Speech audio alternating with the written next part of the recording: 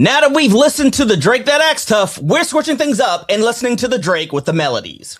We're doing a deep dive into Drake's Maid of Honor album, where he's making us dance and wave our hands with his dance pop beats. Then we break down Drake's Habibti album, where he gets into his smooth, toxic, pacifying bag for the bitches he fucks who confuse themselves with real women. Did Drake nail it with these entries into his discography? Or was this just more filler content for Instagram and TikTok captions? All that and more on today's episode of the Black and Snerdy Podcast.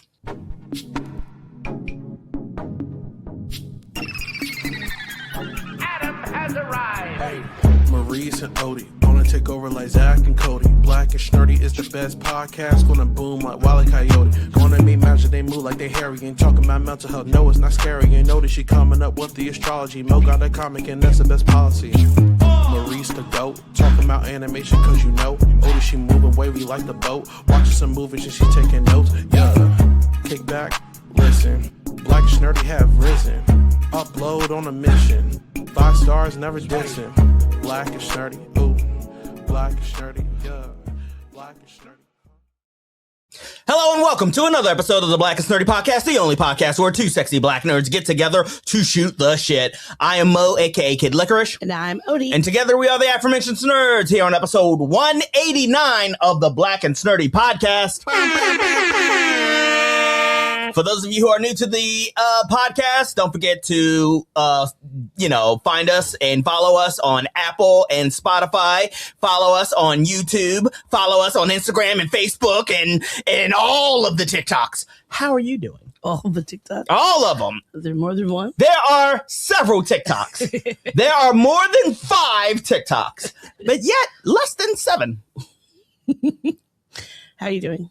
I asked you first. Oh, I forgot.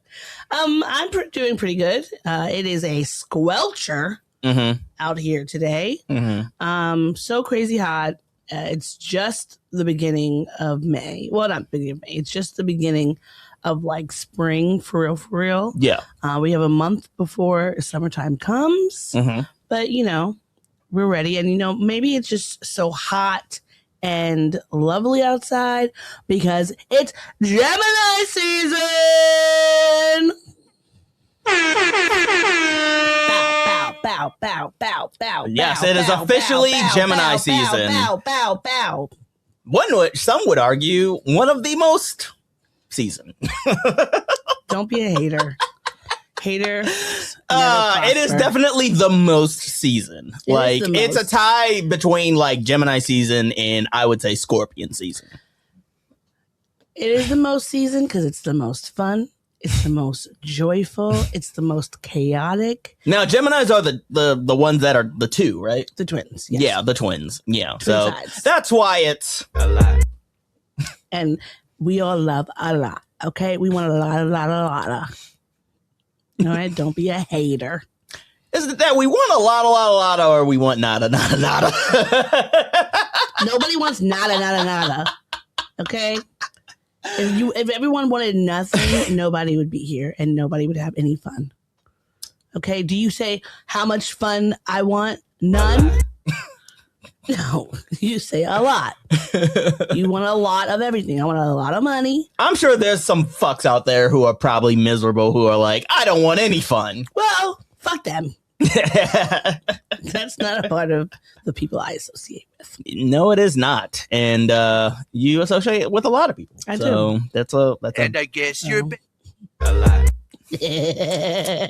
That was a drop that I meant to play in the last episode. I mean, that I drop didn't get a can be chance used to. for Drake as many times as possible. There's never a time when Drake has tried his best and his best just wasn't good enough. With that being said, shall we get into the mess? Yes, we shall. We are starting things off with a little segment we like to call Pop Topics. When you want a hot meal without a big deal, what are you gonna pick? Pop Topics. Now, for those of y'all who are coming off of the heels of our last episode, we mentioned that Drake had his rollout for the Iceman album, and surprise, he dropped 2 additional albums that are They're albums. albums. Yeah, they're definitely. They are definitely no one albums. can say that these albums aren't albums. He went into a studio, he recorded something, or He maybe recorded a lot of something. He recorded a lot. he might have just put some quotes into AI and said, make some songs.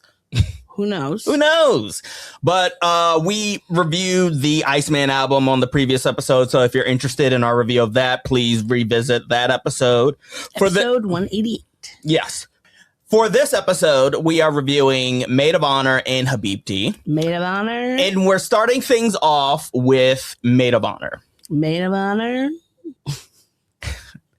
Put that caption back up. I mean, the cover art for the album appears to be Drake's parents and a young Drake in the background. There's his mother in the main picture, and in the back you can see his father looming and Drake. Dennis, yeah, it Dennis almost is looming. You know what this reminds me of? Did you ever see the I think it's called Making a Murderer on Netflix? Yeah, I did. Yes. Yeah, it kind of reminds me of that kind of image. That was a peak pandemic watch, I believe. Yeah, we watched a whole bunch of trash in the pandemic era. Mm-hmm. You know, we watched that. We watched Tiger King. Love that. And then we never spoke about it again.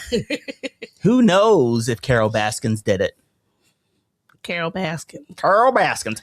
But we're not here to talk about Carol Baskins. We're here to talk about Maid of Honor. Maid of Honor. Is that going to be your go-to? Maid of Honor? Should we make a drop of that? Make a drop. Take a shot.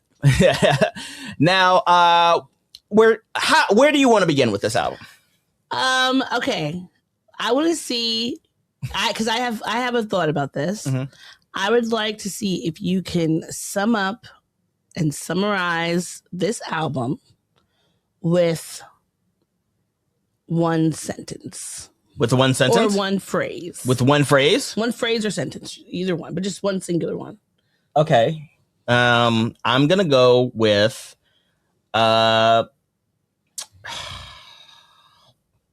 Drake with the Melodies. All right. And I'm going to go with Trader Joe's. Why is this Trader Joe's? Okay. So, as we all know, Trader Joe's national supermarket, quote unquote supermarket. One thing about Trader Joe's, people pretty much love Trader Joe's for the most part, but one thing about it is that it's one big grocery store full of snacks. Sure. It's just a big charcuterie board. You're not going to Trader Joe's because you're going to make like this really amazing like Thanksgiving dinner. I see where you're going. You're going there because you want snacks. I want honey roasted cashews. Yes. I want peanut butter filled pretzels. I want a little dip spread that I've never seen possibly before. But I'm going to go there. I'm going to try it. I'll probably like it. Okay. You're not going there for a full meal. That is how I experienced this album. It's like there's some things that are tasty. I like a little app, a little hors d'oeuvre. That's what this gave me. There's no substance. It's not a substantive meal. No, it is not. After you could come to a party full of Trader Joe's snacks. You will probably try a lot of snacks and you will enjoy them. But you're going to still need to go and get some fucking Popeyes afterwards. Yeah. Because you're still going to be hungry. I would say that this is the type of snacks that you would probably find in a club. Yeah, for sure. Popcorn. Maybe some pretzels, some nuts, maybe. Yeah, that's about it. Because they want you to eat those salty snacks so you'll buy more drinks. Exactly. And that makes sense, too, because the feeling that I got from this album primarily was that these are a bunch of more like club and hookah lounge songs. Yeah. Like, these are songs tailor-made for when you're outside. One thing that I felt like, and I like going into it, like we said last week, I was not rating this against anything else but previous Drake albums. Sure, we were trying to be as objective as possible. Now, I know is a little bit confusing, all things considered, with the cold open that I wrote. Yeah. You gotta call it as you see it. Yeah. So I would say I definitely think this is a better album than Iceman. If anything, this should have been Iceman whatever. Like that should have been the first launch, not what we got, because that album was extremely boring.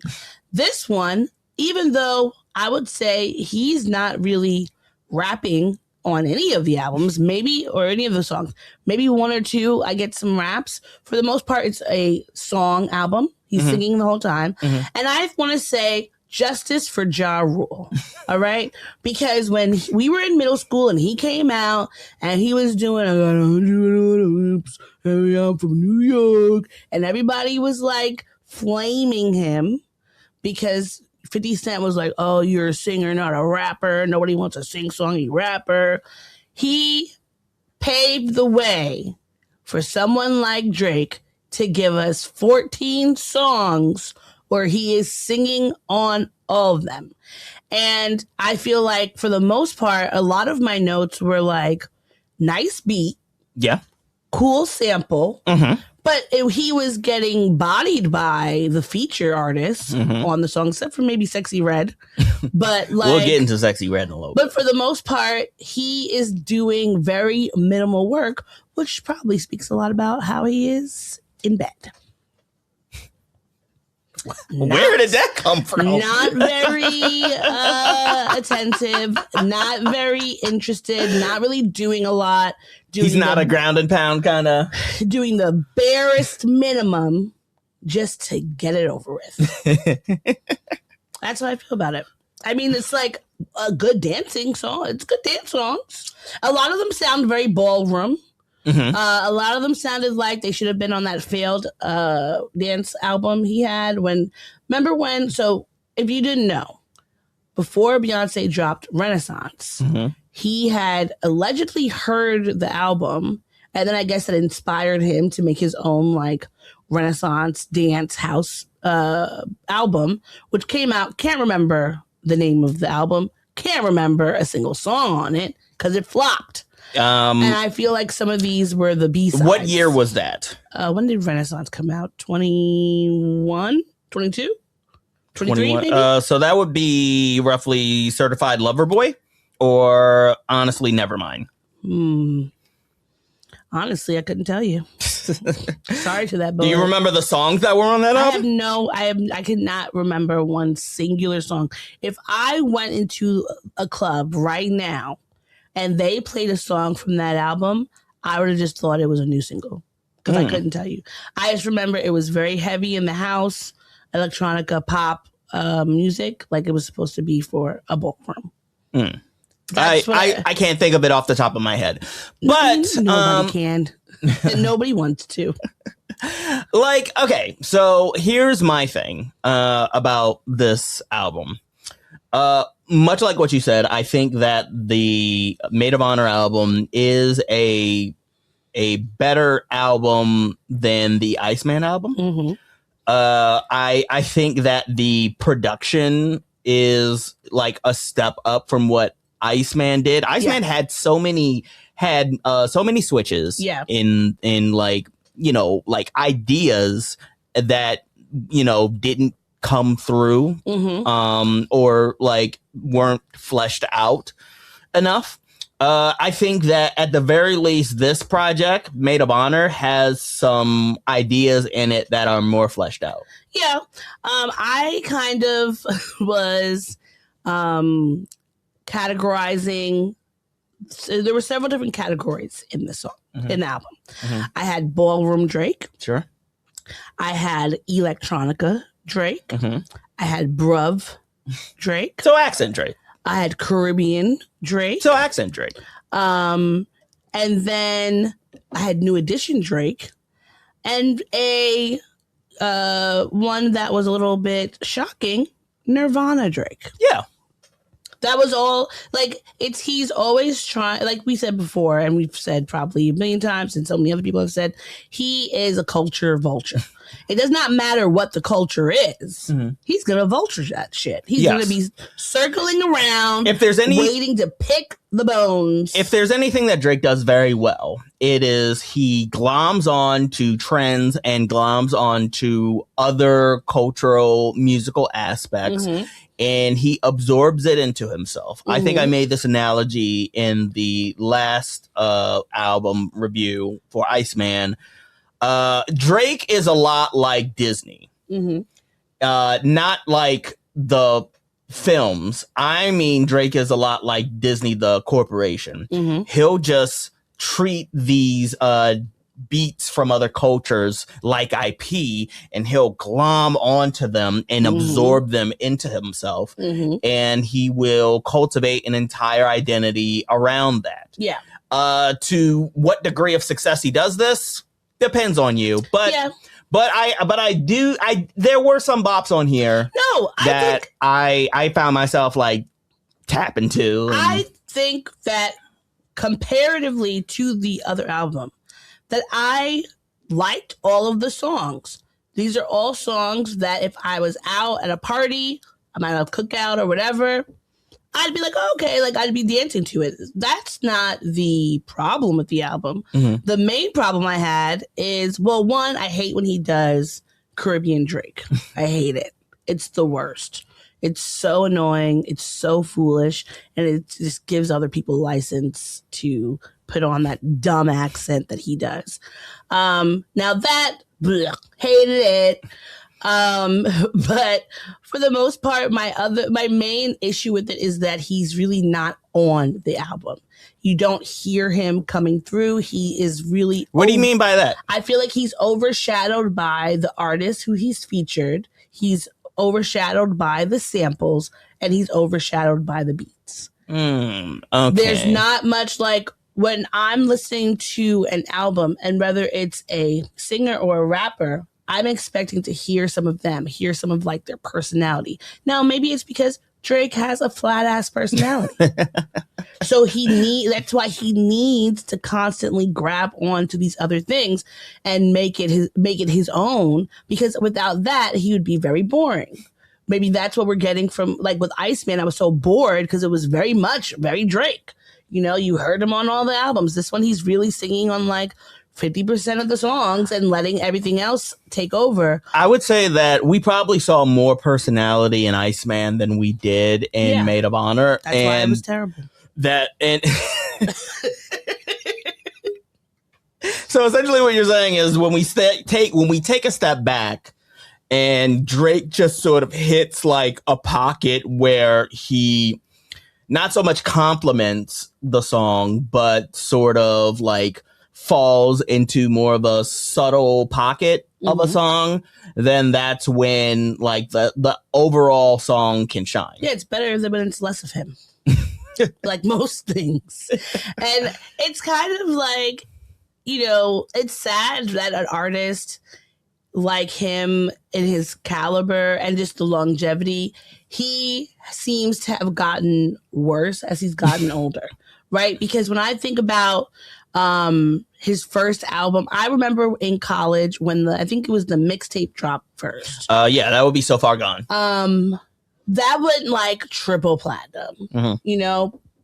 And that one, I can't say for, what was it, So Far Gone? So Far Gone was his first thing. I don't feel like with that one, there were many like club songs on there. I feel like it was maybe it was like a mixture of songs, but I felt like you were actually getting to hear him. Yeah, he had Successful.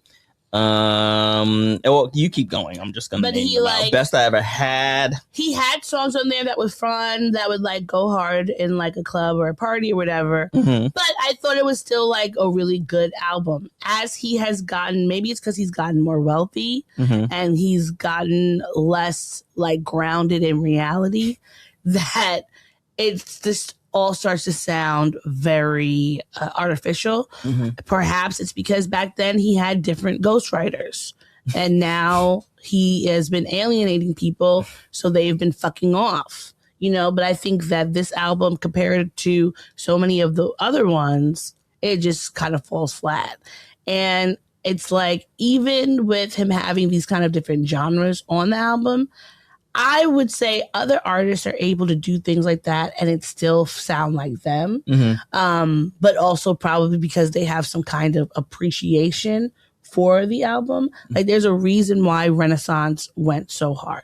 There's a reason why Cowboy Carter went so hard, because Beyonce as an artist, she is an actual like tried and true artist who, even if it's a genre that she loves, you know, she puts so much work into it and research into it that like you're getting deep cuts from people who could be huge and famous and never even realize, because she's going so far down into like the knowledge base. With Drake, we don't get that. Everything with him is very surface level. Mm-hmm. The same thing that I felt like with Iceman. It's just all surface level, but this one just gave us some really good beats. Right. What would you say were some of the standouts on this album? All right, let me pull up because I have them listed. I went in order of like when the songs came out. So, I would say, give me like your three standouts. Top 3 ones were I think it was Amazing Shape. But that's because of PopCon. PopCon. That's a convention for Latinx fathers. PopCon, great singer, dancehall artist. So that one was really good. I will say Drake was boring on here. He kept repeating the same thing about like smack that ass, smack that fat ass. Very cheesy lyrics from him. Didn't really give me much of anything. I liked the one with Iconic Savvy, True Bestie. That one was good. And I think that this one, well, okay, the New Edition one, that was track 12, Stuck. But I think that one of the ones that I feel like is maybe an outlier that I wasn't necessarily expecting to like as much is the Nirvana Drink song, Princess. Yeah, the funny thing is, like, that kind of that weirdly aligns with where I was. Like, for me, standout wise, I would say Ho Phase, New Bestie, and Princess. With I hate to admit this, but I could absolutely see people playing Cheetah Print in the club. I mean, yeah. So my notes for that was that it was a TikTok song that he kind of wanted to just have to make a viral dance because they had that fake cha-cha slide. Yeah, you know, there. And like I can have some appreciation for it if it's like tongue in cheek. You know what I mean? Like I don't, much like you said, like I don't take any of this like but so seriously. You know what I mean? So how would you rate this album from 1 to 10, 10 being the best Drake album ever, 1 being the worst Drake album ever? How many Snerds are you giving this? I will give this 7 Snerds. Really? 7? I think that really that is heavily reliant on the beats. Sure. And the features. Okay. Because all these songs are fun. We love Drake with the melodies. Yes. That is who we want to hear. Yes. And for me, I would say I'm honestly also going to give this a 7. I think that this is reliant on a lot of the classic tropes that Drake has found success in the past. Ultimately, the Drake of today is an algorithm artist. Yeah, for sure. He makes music to dominate the algorithms, to dominate social media, and to do numbers. And in that regard, this is the album that is going to be successful out in the world. And I honestly, I don't think it's bad for an artist to have a song or two that is built for TikTok or whatever for the algorithm. It's just annoying when that's a whole album, right? Because you're not giving us really much of anything. I didn't leave here satisfied. I left here wanting something else. I need some more Popeyes. You were satisfied enough to give it a 7. Yeah, but that's out because of it's 10. I gave it a 7 out of 10 because it's that's fun, like a C.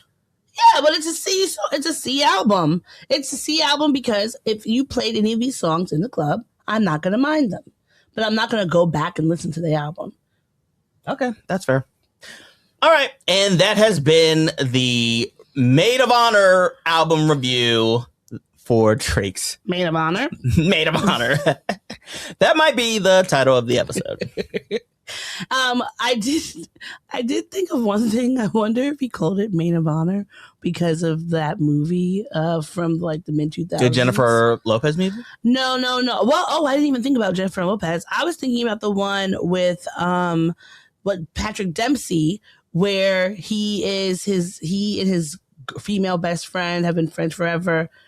She's getting married to the what's his name from Grey's Anatomy, the Irish one, and he steals her away. And so I'm curious if that's something that Drake is like, I be stealing people's bitches. So I'm sure there's some relation. But Maid of Honor with J-Lo could also be possibly Rag to Riches love story. Maybe Rag to Riches. To started bitches. from the bottom. Now we're here. But, there's that. And that has been our review of Drake's Maid of Honor. Moving right along, we jump into Drake's Habibti album. Habibti. Beep, beep, beep, beep. Like in Euphoria. Anyhow, where do you want to begin with this album? I want to begin by going to bed, right? Going to bed. Because I was fucking bored. Yeah, she fell asleep literally while listening to the album. She heard most of it. It's just like... No, I heard every song. I was just fucking bored. So, what are you to do besides take a quick nap? Yeah. And wait for it to be over. Yeah. For those of y'all who don't know, this was essentially classic Drake R&B album, touching on the type of subjects that Drake is want to do, fawning over a girl. This was a sad Drake album. This was a sad Drake album. It was sad and boring. When you say sad, what do you mean? He was like crying on it. Forlorn at one point. I forget which song he's like, take my phone away before I make a mistake. Because I wrote down which one was that? Oh no, it was song number 9. Because I wrote down that someone needs to take his mic away. That would be White Bone. Yeah, somebody should honestly take Drake's phone away, just in general, just so that he can no longer make memes and play all the Twitter social media games that he is want to play. Okay, this is what I'm gonna say, because again, tried to be as objective as possible coming into this album. I came into it with an open mind. Yeah, albeit I did just get finished listening to 2 back-to-back albums of Drake's before listening to this one, so it was a little bit different. I think you know what I mean. I came into it with an open mind, but even though we listened to the other 2, I had an open mind about this one because even though I disliked Iceman, I did like Maid of Honor, and then Habibti fucking right back down the drain. This is probably the worst of the albums. Of the 3 albums that dropped. Sure. It's bottom of the barrel. I got the feeling that Drake was recording this while lying on his couch. Yeah, probably. You know what I mean? I think they set up the microphone in front of his lips just to record this Drake slot. It opened up with auto-tune and banjos, which I really feel like should have set the tone for the rest of it. The first song also had maybe some R. Kelly vibes to it, in the way that he was trying to sound. The Rusty intro? The first song, yeah. Rusty intro. Yeah. Which, by the way, sounds like that could be a sex move found in the Urban Dictionary. The Rusty intro. What would the Rusty intro be? It wouldn't be. I think it's making out if you haven't brushed your teeth. Oh, I was thinking something anal. Rusty intro. Yeah, because, someone doesn't fleet. I see what you're It's saying. going to be a little rusty. I see what you're saying. Well, a rusty trombone is like when you're eating the box like groceries and also on the other end. What? Can you break that down? Yeah, you're familiar with the term that was from a few years ago, may have been as part of our 20s, eating a box like groceries, right? I got that part now, but what is the trombone? Are you giving someone a hand job as Yes. well? Okay. So eating the box, getting a handy. well, I mean, eating ass, and then eating ass like groceries. Yes. And so you're eating the guy's ass and Yes. milking him. yes, Got it. yeah, All right. Can't believe it did that on the. yeah. Hey, it I'm happened. sure. I'm sure this will fly over so well as far as content is This is concerned. what my dad's gonna watch. Yeah, sure. I'm sure that you know what? I'm sure that is the section we will be on Instagram Live, and that is the time when your mom will hop on, your dad will hop on, my dad, who doesn't even use social media, will somehow hop on, and my mom, who has never seen any of my material, will hop on all simultaneously to see you doing that to the air and me explaining what a rusty trombone is. 76 trombones on the parade. Could you imagine 76 rusty trombones? I can. That's a lot. That's like a Bonnie Bell. Wait, now is it one person doing that No, to it's 76 or is it 76 people doing that to 76 people? Or is it 76 people doing that to one person?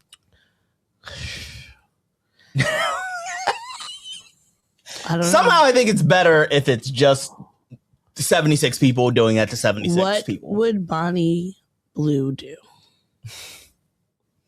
That's her name, right? Bonnie Bell or Bonnie Blue? I think it's Bonnie Blue. What would she do? What would she do? Yeah. I mean, I think she would do it on 76 people. yeah, I think so. I mean, she herself is not 76 people.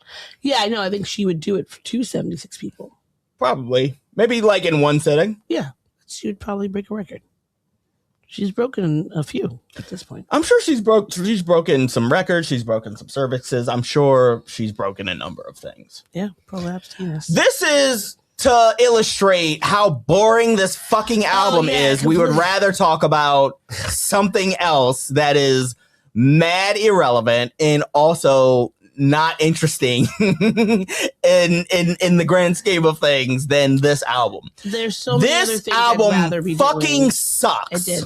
I felt like one thing that was happening a lot was I was unsure where one song was starting and another was beginning because he was doing, similar to Iceman, a lot of changes. Yes, he had a have I made the joke on this episode yet? I know I didn't make it on the last episode.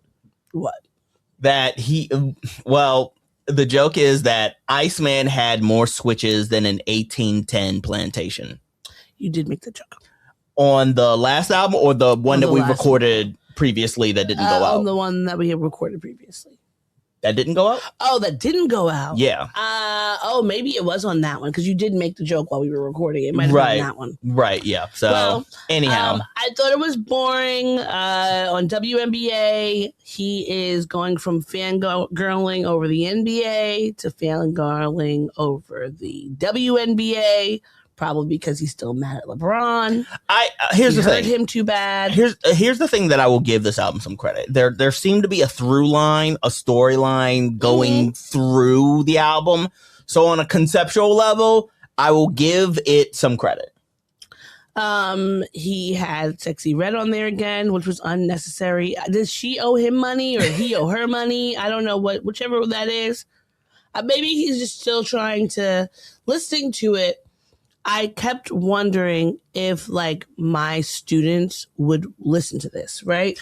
And I not this Sexy Red album. They'll probably, I mean, not the Sexy Red song. They'll probably listen more to the Cha Cha Slide one from the Maid of Honor than this one. I was thinking like perhaps he has her on these songs because he's trying to get to that younger audience. No, he's doing all this shit to get to younger audiences. The Maid of Honor album is definitely a younger audience album. But I feel like, yes, because of the algorithm piece of it, but I do think the beats of it and like the samples, I think that it makes it more like everyone could possibly appreciate it. Maybe, but with this album, I feel like as far as the beats and the subject matter, it's more for like... Were there beats on this album? I'm going to say something controversial. The way that Drake's Habibti album reminds me of the old initial like Take Care, So Far Gone style of Drake, in that the problems that are being addressed are for those in like their younger 20s, maybe late teens, right? Yeah. The problem is it's now coming from a 40-year-old man, an almost 40-year-old man. Yeah, I saw that on when I was on Genius, like looking through the lyrics. Somebody had put on a comment for Habibti, like, why is he still making these sad breakup songs in 2026? It's not to say that he, being almost 40, can't experience heartbreak, have a bad breakup or anything like that. But it still sounds like you are dealing with these situations like you did when you were 25.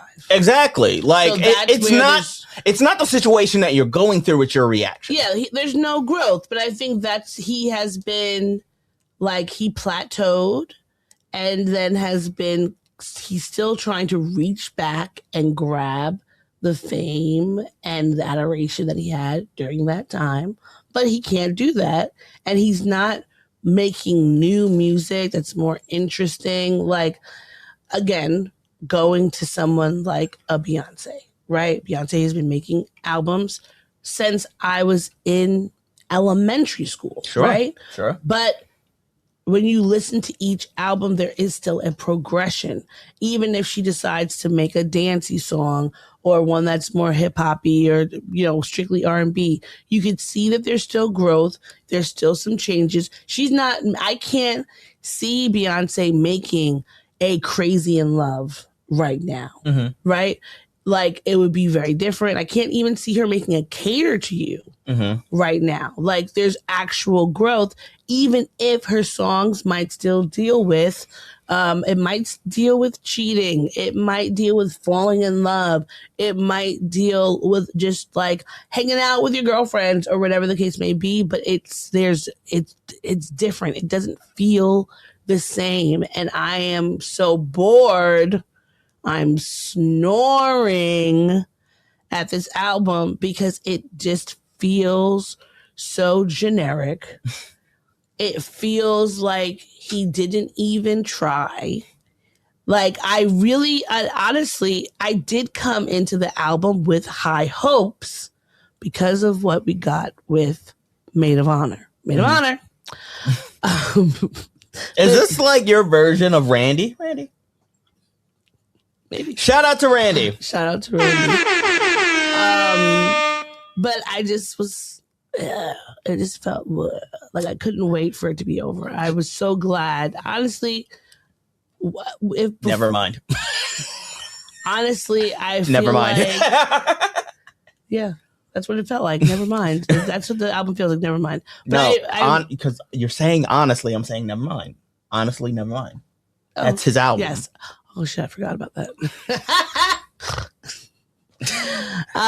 But I wish when we were first debating on like what should we listen to first, whatever, and I wish I would have listened to this one before I listened to Maid of Honor, because I would have at least ended on a high note, and I would have like been able to maybe appreciate this one more because I had less expectation because I didn't have coming from Iceman, it was like, meh, that was terrible.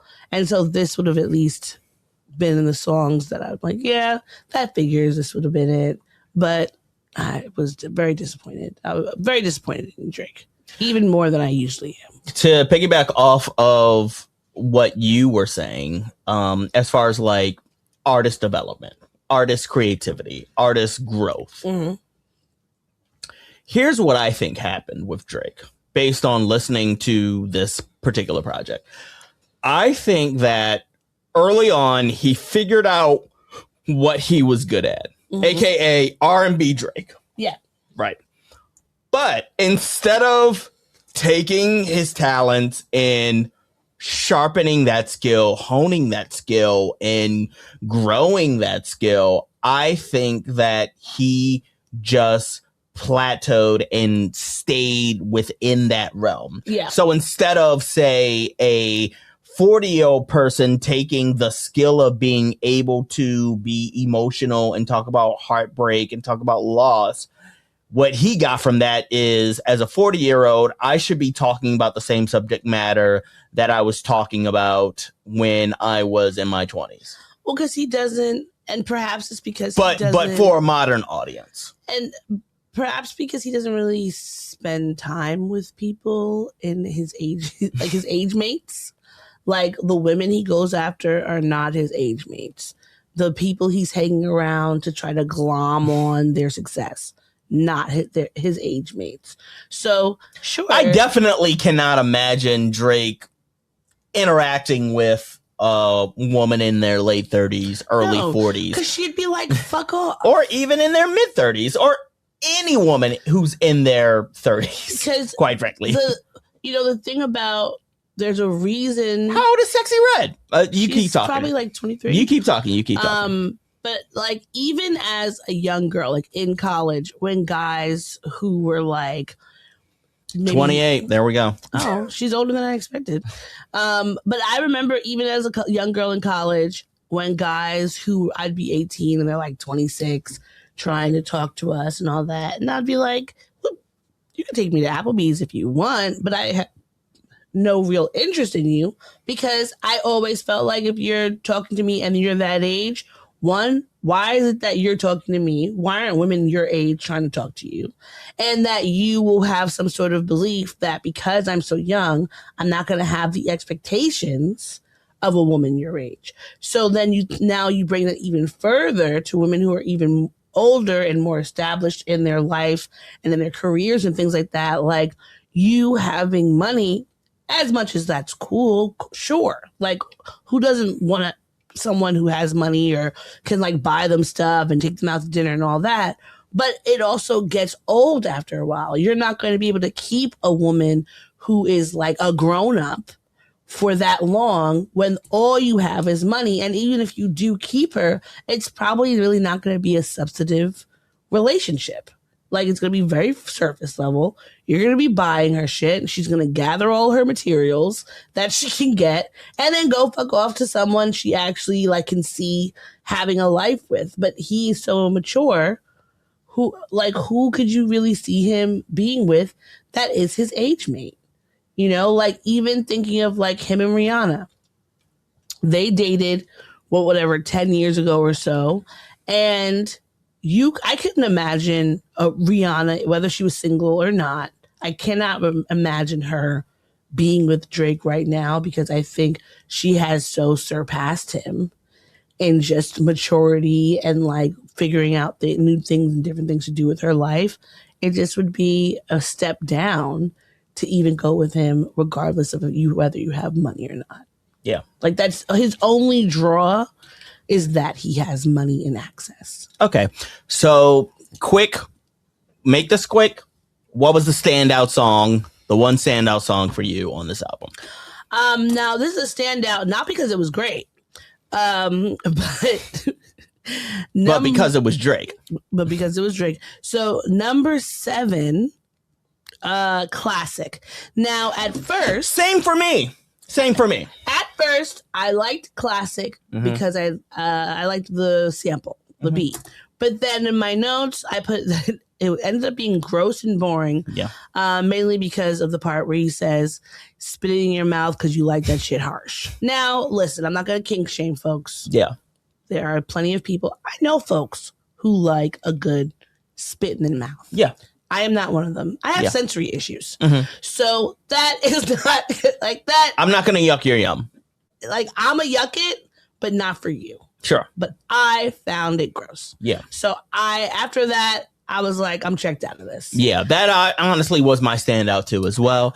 On a scale of 1 to 10, 10 being best, 1 being the worst, where would this land for you as far as how many snurds you would give? I'm giving it 4 snurds.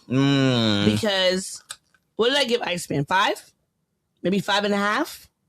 And I think this was worse than Iceman. I think this was absolutely worse than Iceman. I'm giving this a 3.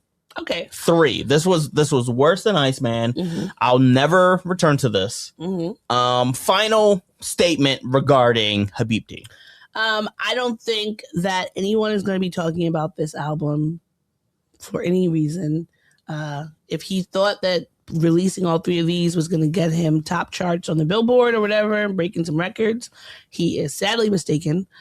And I wish I could get that whatever hour back. It was 38 minutes. It didn't feel like it. That felt like fucking forever. And I want that time back, please. For me, Habibti feels like a throwaway album, if that is the definition of a throwaway album. It was lazy. It was boring. It was below mid. It was subpar. And when you come out with an album and only one of those songs is a standout all of them, that is an indictment. This song is the purest definition of content if I've ever heard it. Yeah, it is. And it was boring. And I don't even know if people would be using it as content. Yeah. And that has been our review of Habibti. And that has also been our pop culture segment. When you want a hot meal without a big deal, what are you gonna pick? Pop topics. All right. Are you ready to move on? I sure am. All right. Before we get into the things that made us happy and the things that made us mad, we're going to do one quick thing and then we're going to keep moving. All right. Just keep it quick. Surprise, surprise. Yeah, I know. I'm throwing curveballs at you. Surprise. We need to wash our palates from the Drake of it all. We are going to do a quick round of Odie's anime breakdown. All right. Are you ready? I guess. I'm putting a minute on the clock. All right. For those of you who don't know, Anime Breakdown is a quick segment where I ask Odie to describe an anime that she has seen me watch. I watch a lot of anime from time to time. She has witnessed me watch a lot of anime from time to time. Sometimes we watch them together. A lot of times she's just in and out of the room. And I want her to describe an anime for me. Are you ready to play this? No. I'm scared. All right. I want you to describe Dan to Dan. Oh, God. Well, I can describe the... I'm putting 1 minute on the clock. I can describe the theme song because it's like I will put it 1 minute on the clock. You have 1 minute. Go. All right.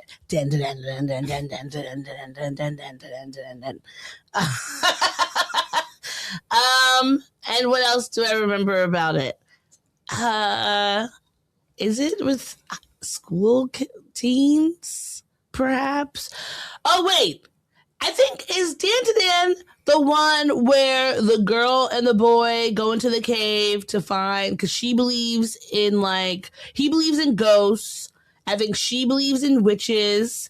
And they go into the cave at, like, the first season. They go in, and he's trying to convince her. They see this old lady ghost. The old lady ghost tries to steal his penis. Eventually, over the course of the episodes and the seasons, his penis is stolen. He gets turned into an alien. It's aliens, ghosts, and witches. And then at some point his penis is stolen. They have to get it back from the ghost or from the old lady ghost. Time. All right. Do you know how sure do you feel about this? I feel like I'm a 7. Okay, so a couple of things. One, you were right, they're students. 2, you were right that there's a supernatural element to this. She believes in ghosts. He believes in aliens. Yes. You were right that in the very beginning, he goes into a tunnel because there is a superstition about a spirit, and she goes into an abandoned building because it's supposed to be a place for alien sightings and stuff, right? What you got wrong was they do not steal his penis. They steal his balls. They steal his testicles. So I'll give you points for that. All in all, so far of the times that we have played this, you've gotten this more right than you've gotten it wrong. So if we're ranking this with letter grades, I'd give you a B. Yes. I would give you a B. And that has been Odie's Anime Breakdown. How did I do with the theme song? Because it's like You got the beginning of the theme song correct. Yeah, well, that's the main. Other parts didn't like. Yeah, it literally starts as like dun dun dun dun dun dun dun dun dun dun dun dun dun dun dun. Yeah, that's how at the very least the first season theme song starts. All right. With that being said, are you ready to get into the things that made us mad? Yes. Bringing it. What? We gripe it. We're not griping anywhere else. We gripe it. This safe space for us to share. We gripe it. We ain't griping anywhere else. We gripe it. What's making you mad this week? I got there. I fucking got there. What's making you mad this week? What's making me mad this week? Fucking bullshit nitpicking is making me upset. Because, when somebody asks you to do something, you're doing it the best of your ability. But then they are trying to find little ways to like get a gotcha in there. That shit pisses me off because then it feels like you're not actually looking for something to be done. You're looking for a way to say that I'm wrong. Mm-hmm.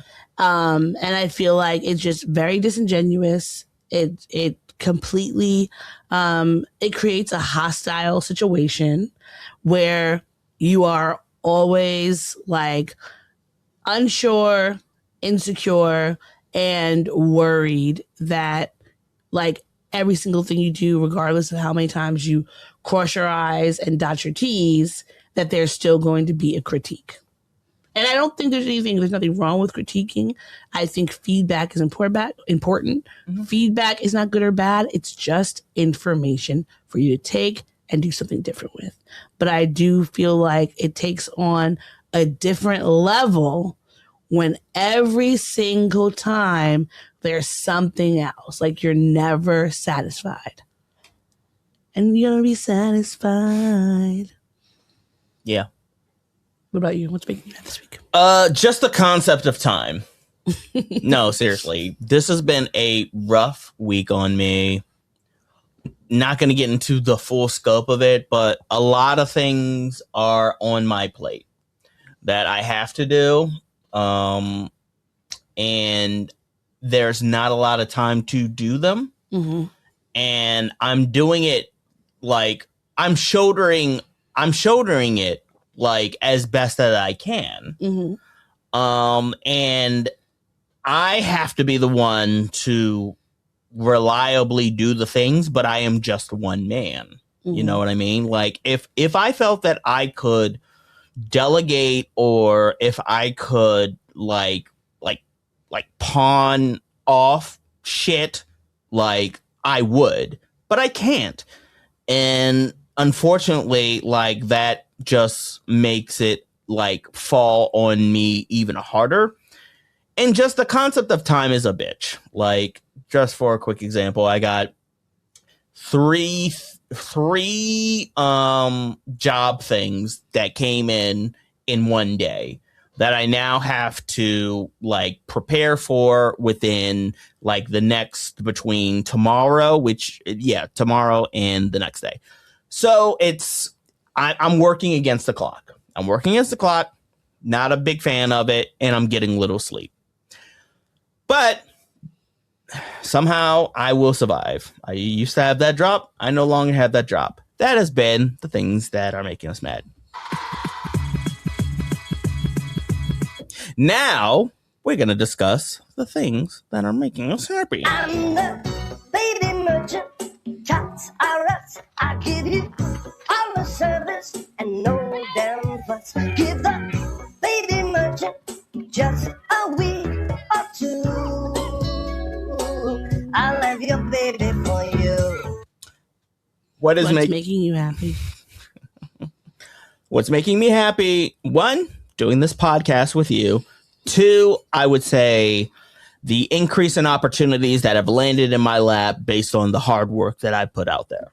So I think that is great. It is the bright spot in a dark corridor. Okay. How about you? What's making you happy? Doing this podcast per usual. And I have to shout out my students. Today was science fair, and one group of students actually won for the 8th graders. They won the top award for that. Another student, he did not win one of the awards, but he did win original STEM idea. And he was disappointed, but I felt happy that he took what he took from last year. He won last year at the science fair in 7th grade.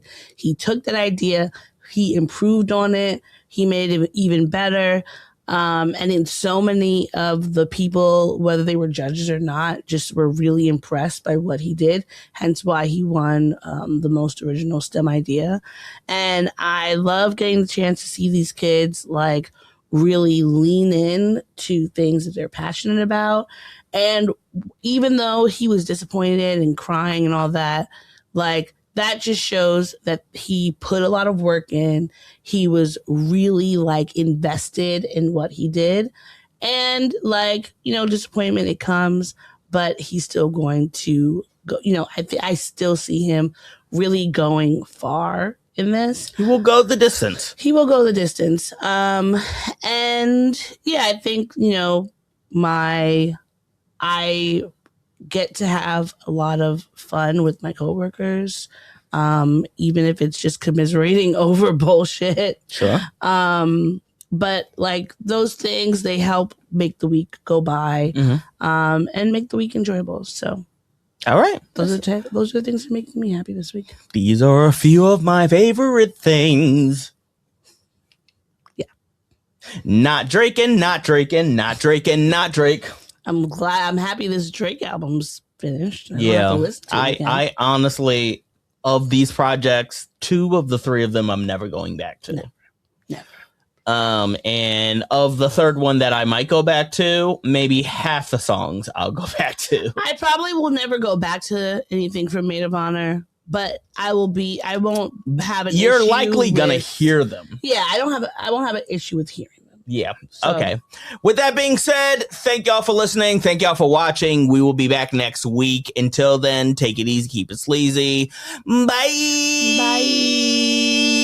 Bye. Thanks for listening, Snerds. Keep the show growing. Listen, comment, and download on Spotify and Apple Podcasts, or watch full episodes on YouTube. Follow the show at Black and Snerdy. Follow me at Licorice is Legit. Find me at thatsod_e on Twitter and at thatsod.e on Instagram. This is the Black and Snerdy Podcast, where nerds of a feather flock together.